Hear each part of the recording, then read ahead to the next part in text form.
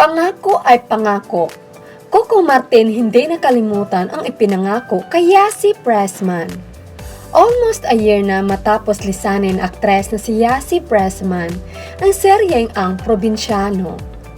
Subalit mapasa hanggang ngayon ay andyan pa rin ang alaala ng dalaga. Gayon pa man hindi nakaligtas sa mga netizens ang mga eksena na naganap ngayon sa serye. Talagang ibinisto ang dalawa na aktor-direktor na si Coco Martin. Ayon sa netizen, okay din pa rin Cardo ang pangalan ni Julia Montes sa Ang Probinsyano, Maria Isabel. Yung Isabel totoong pangalan ni Yasi Pressman. Hindi talaga nakakalimutan si original. Agad namang pinagpiyastahan ang nasabing komento. Dagdag pa nila, ganyan talaga pag mahal, laging naalala, kaya pati name ng mahal niya kasama.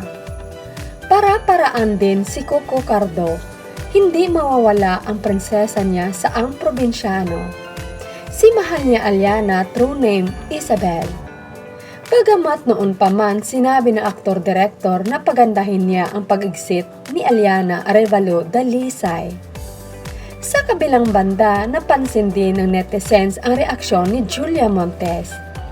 Ayon sa kanya, kaya sa first scene nila together, nakasimangot si Mara.